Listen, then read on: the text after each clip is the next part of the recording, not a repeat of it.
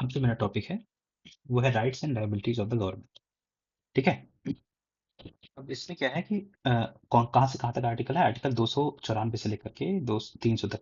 ठीक है। इसमें क्या है, पार्ट जो है सेवंथ, रीड फ्रॉम होता है, रीड रीड तो उसमें यही चीज है। Property, contract. Constitution deal with the property, contract, rights, liabilities, obligation and suits of the union and the state. This make the union on a state are as justice. Justice मतलब कि legal person बनाता है। ठीक है ना। Legal person बनाता है union states को। सबसे पहले हम प्रॉपर्टीज पे पढ़ते हैं। Properties of the union and the state. तो एक तो सक्सेशन हो गया कि मतलब कि आर्टिकल 294 में क्या लिखा हुआ है कि अगर कुछ भी है, मतलब मैं दोनों बता रहा हूँ, 294 ए और 294 बी में क्या लिखा हुआ। 294 ए में लिखा हुआ कि जितनी प्रॉपर्टीज और एसेट्स जो कि डोमिनियन ऑफ इंडिया या फिर प्रोविंस के पास थी और एन इंडियन प्रिंसली स्टेट्स के पास थी। तो जो डोमिनियन ऑफ इंडिया और प्रोविंस के और प्रोविंस के पास थी वो यूनियन के पास जाएंगी, या फिर जो इंडियन प्रिंसली स्टेट के पास थी वो करस्पॉन्डिंग स्टेट के पास जाएंगी। इसी तरह जो है rights and liabilities and obligation जो पहले डोमिनियन ऑफ इंडिया के पास थी और जो वो जो है यूनियन के पास जाएंगी। ठीक है ना। और जो इंडियन प्रिंसली स्टेट्स के पास थी वो स्टेट के पास जाएंगी। है ना। राइट्स, लायबिलिटीज, ऑब्लिगेशंस और प्रॉपर्टीज और एसेट्स। ठीक है ना। ये सब जो है, जो पहले उसके पास डोमिनियन ऑफ इंडिया के पास थी वो यूनियन के पास जाएगी, जो इंडियन प्रिंसली स्टेट्स के पास थी वो स्टेट्स के पास जाएगी। दूसरा आता है एस्टेट लैप्स एंड बोना वैकेशंस। एस्टेट मतलब क्या होता है कि death of a person without any, मतलब उसका कोई है ही नहीं, कोई नीचे वाला। ठीक है, समझ गए ना। लैप्स क्या होता है, किसी पर्सन की प्रॉपर्टीज को जब्ता लेना। फेल टू फॉलो एप्रोप्रिएशन मतलब कुछ जैसे कि मान लो कोई घपला वपला कर दिया, कोई चोरी, कोई गलत काम किया, जिसके कारण से उसकी प्रॉपर्टी ले लिया। और फिर एक बोनाफिकेशन होता है कि एक प्रॉपर्टी जो पाई गई है विदाउट ऑनर। ठीक है। In all these cases property goes to the government. इन सब केसेस में प्रॉपर्टी गवर्नमेंट के पास जाती है, सेंटर के पास जाएगी। अगर वो सेंटर के अंदर आ रही होगी और स्टेट गवर्नमेंट पास जाएगी तो स्टेट गवर्नमेंट पास रही होगी। तीसरा आता है सी वेल्थ। आर्टिकल 297 एक में लिखा हुआ है, क्लॉज 1 में लिखा हुआ है कि all the lands, minerals and other things जो कि ओशियन के नीचे हैं with in the territorial water of India. दूसरा कॉन्टिनेंटल शेल्फ। तीसरा एक्सक्लूसिव इकोनॉमिक जोन। वो सब कुछ यूनियन के पास जाएगा। ठीक है। इसी के साथ साथ जो है एक सब क्लॉज 3 में भी जो है एक लिमिट लिमिट दिया हुआ है कि ये जो इनकी जो लिमिट है किसी किसकी, territorial water of India, continental shelf of India and exclusive economic zone, ये कौन सेट करेगा? Parliament. As a result parliament एक एक्ट लेकर के आया। ठीक है ना। क्या था? ये था अदर मतलब मैरीटाइम जोन एक्ट 1976। उसने इसमें उसने क्या बोला कि हम लोग जो है उस लिमिट को जो है एक्सेप्ट करते हैं जो लिमिट जो है यूएन क्लॉज ने दे रखी है। ठीक है। इसके अलावा compulsory acquisition of by law मतलब किसी भी प्रॉपर्टी को जो है सेंट्रल गवर्नमेंट या स्टेट गवर्नमेंट, सॉरी पार्लियामेंट या फिर state legislature empowered to make laws for the compulsory acquisition of private properties by the government. मतलब गवर्नमेंट के द्वारा जो है वो प्रॉपर्टीज जो है ली जा सकती है, कंपलसरी जो है मतलब एक्विजिशन किया जा सकता है। पहले क्या था, पहले जो है प्रॉपर्टी, राइट टू प्रॉपर्टी जो फंडामेंटल राइट था, तो उसके अनुसार क्या था कि सिर्फ दो ही कंडीशंस में फंड मतलब राइट जो है लैंड ली जाती थी। पहले तो ये था कि अगर वो लैंड जो है पब्लिक पर्पस के लिए यूज हो रही है, और दूसरा केस था कि कंपलसरी होता था कि तुम्हें जो है कंपनसेशन देना ही पड़ेगा। अगर तुम लैंड ले रहे हो तो कंपनसेशन देना ही पड़ेगा। फिर क्या हुआ, 44th अमेंडमेंट एक्ट की, ध्यान रखना 44th अमेंडमेंट एक्ट के थ्रू जो है उसको लीगल राइट दे दिया गया। लीगल राइट टू प्रॉपर्टी को लीगल राइट बना दिया गया जो कि अवेलेबल टू ऑल है। ठीक है। क्वेश्चन हो जाता है राइट टू प्रॉपर्टी क्या है, आपका लीगल राइट है जो अवेलेबल टू ऑल है। ठीक है ना। अब इसके आंसर क्या हो गया कि अब कंपलसरी नहीं है, मैंडेटरी नहीं है कि कंपनसेशन देना ही पड़ेगा। अब पार्लियामेंट और स्टेट गवर्नमेंट को मैंडेटरी नहीं होता कि कंपनसेशन देना ही पड़ेगा, ऑल्दो वो दे देते हैं पर मैंडेटरी नहीं होता है।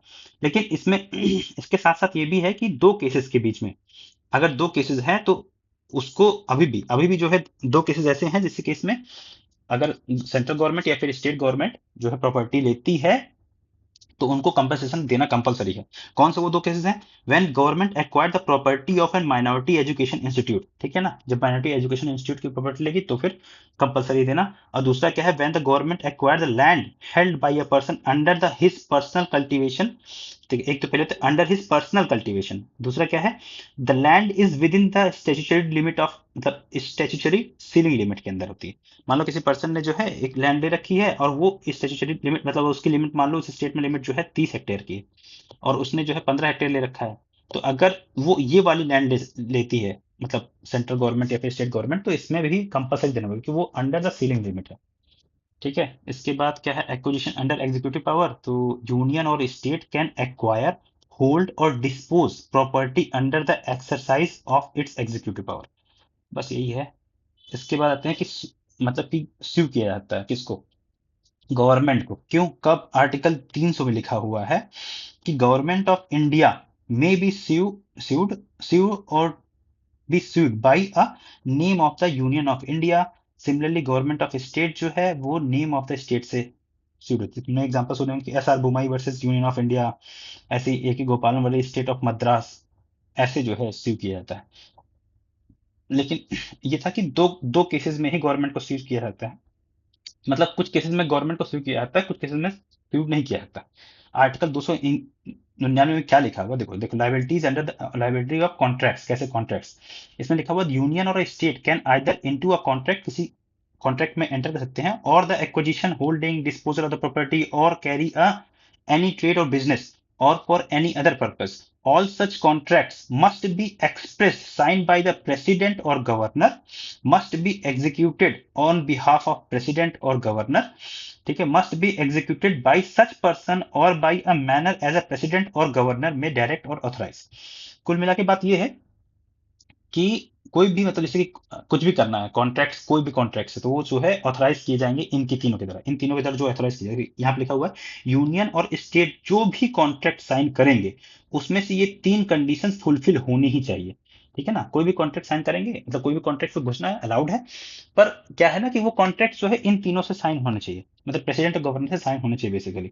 और इसमें ये कहता है कि आर्टिकल 99, 299 के 2 में क्या कहता है, if any such contract fail, अगर ऐसे कॉन्ट्रैक्ट कोई फेल होता है तो प्रेसिडेंट या फिर गवर्नर उसके लिए जवाबदेह नहीं होते हैं, या फिर पर्सन जिसको, मतलब जो ऑथराइज किया गया है सिग्नेचर के लिए, वो लायबल नहीं होते, बल्कि पूरी गवर्नमेंट, स्टेट गवर्नमेंट लायबल होती है, स्टेट गवर्नमेंट या फिर सेंट्रल गवर्नमेंट वो लायबल होती है।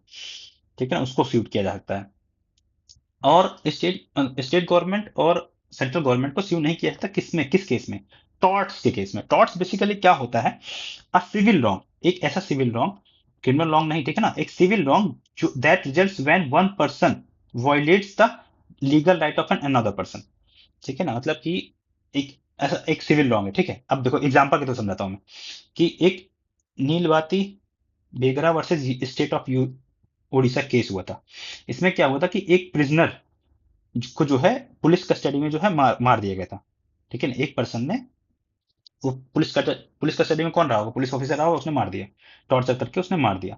तो इस केस में ऐसा नहीं है कि तुम यूनियन ऑफ इंडिया ले आओगे, मतलब कि तुम ऐसा नहीं कि तुम अब स्टेट गवर्नमेंट को कटघरे में खड़ा कर दोगे। ठीक है ना, ऐसे ही होता है कि मतलब कि सोवरेन, सोवरेन इसी को ही बोलते हैं टॉर्ट्स, मतलब कि किसी पर्सन ने काम किया हो, स्टेट गवर्नमेंट के या फिर सेंट्रल गवर्नमेंट ने कोई अगर क्रिमिनल कर दिया, कोई क्राइम कर दिया, तो उसके लिए तुम स्टेट गवर्नमेंट या सेंट्रल गवर्नमेंट को कटघरे पे नहीं खड़ा कर सकते हो। इसको हम लोग बोलते हैं टॉर्ट्स। पर ये टॉर्ट्स की डिफिनीशन जो है ना समय रहते चेंज की गई है। ठीक है ना, अब यहाँ पे एक डेफिनेशन आती है कि सॉवरेन, मतलब कि मान लो कि अगर कोई भी काम ऐसा है, अगर कोई भी काम ऐसा हुआ है जो कि सॉवरेन फंक्शन है, सॉवरेन फंक्शन, जैसे कि यहाँ देखना, देखिए, India can be should for torts committed by the officials only in the exercise of its non sovereign functions. तुम सेंटर या फिर स्टेट्स को तुम तभी शू कर सकते हो जब नॉन सॉवरेन फंक्शंस पे, अगर किसी पर्सन ने, उसके ऑफिशियल्स ने काम किया हो। अगर अगर कोई किसी पर्सन ने सोवरेन फंक्शन, मतलब किसी ऑफिशियल्स ने सोवरेन फंक्शन में काम किया होगा, तो वो जो है, मतलब यूनियन या फिर स्टेट को स्यू नहीं कर सकते हो। कुल मिला के बात ये है। अच्छा, तो इनकी सोवरेन फंक्शन और नॉन सोवरेन फंक्शन क्या होते हैं, ये डिफाइन किए गए हैं कई सारे केसेस में। ठीक है, जैसे कि PO steam navigation company case थी, है, इसके राष्ट्र, मतलब कुल मिला के ये दो तीन केसेस हैं जो कि तुम ध्यान रख लेना। फिर इसके बाद क्या हुआ है कि रिसेंटली जो है, अभी फाइनल में क्या है, फाइनल में ये है कि गवर्नमेंट, देयरफॉर गवर्नमेंट, स्टेट और union must be eligible for all the tortures act और इट्स एम्प्लॉयज। ठीक है ना, मतलब अभी तो ये, मतलब जो सॉवरेन की डिफिनेशन, सॉवरेन के अंदर बहुत ही कम जो है सब्जेक्ट आते हैं, वरना सब के सब काम जो है नॉन सॉवरेन ही है, उसके लिए जो है स्टेट्स को स्यू किया जा सकता है। फिर आता है लास्ट में कि पब्लिक ऑफिस को स्यू कैसे किया जाता है, पब्लिक ऑफिस में प्रेसिडेंट या फिर गवर्नर हो, ऑफिशियल एक्ट इन्होंने किया हुआ है, अपने ऑफिशियल कैटेगरी में कोई भी एक्ट किया हुआ है, तो ये किसी भी चीज के लिए जवाबदार नहीं है। पर्सनल एक्ट में भी किसी लिया हुआ तो उसके लिए भी पर्सनल कैपेसिटी में भी जवाबदेही इनकी नहीं होती है। लेकिन however in case of an civil proceedings, अगर इनके ऊपर सिविल प्रोसीडिंग्स चल रही हैं, he can be started against them, it can be started मतलब इनके अगेंस्ट में सिविल प्रोसीडिंग तभी स्टार्ट की जाती है after giving 2 month advance notice, जब इनको 2 मंथ का एडवांस नोटिस दे दिया जाएगा। ठीक है, फिर इसको मिनिस्टर्स के लिए आता है। मिनिस्टर्स को कोई लायबल नहीं होते, लेकिन इनके सिग्नेचर भी तो नहीं होते किसी भी चीज में। कॉन्स्टिट्यूशन के अनुसार ये लायबल नहीं होते हैं, साथ ही साथ में इनके सिग्नेचर्स भी नहीं होते। ठीक है, पर्सनल एक्ट में तो ऑब्वियस सी बात है सूट किए जाते हैं। जुडिशियल ऑफिसर है, अपनी ऑफिशियल कैपेसिटी में कुछ भी करते हैं तो नॉट लायबल है, पर्सनल कर्म करेंगे तो लायबल है। ऐसे सिविल सर्वेंट्स जो होते हैं, अगर वो अपने ऑफिशियल कैपेसिटी में करते हैं, civil servants who made a contract in his office office capacity is not liable. बल्कि गवर्नमेंट अगर उसने कुछ कॉन्ट्रैक्ट किया हो तो ऑफिस कैपेसिटी, जो मैंने मान लिया कि डीएम ने साइन कर दिया किसी कॉन्ट्रैक्ट में, तो इसका मतलब ये ना कि डीएम लायबल हो जाएगा, बल्कि गवर्नमेंट लायबल हो जाएगी। ठीक है ना। पर if contract is made without compiling the conditions specified in the constitution में, अगर ऐसा कॉन्ट्रैक्ट कोई बनाया गया है जिसमें मतलब वायलेशन हुआ है, कॉन्स्टिट्यूशन में जो कंडीशन दे रखी हैं उन सबको वायलेशन हुआ है, तो इसके लिए वो पर्सनली खुद ही लायबल हो जाएगा। ठीक है ना। और personal civil servant personal case में तो होता ही होता है। ठीक है, थैंक यू।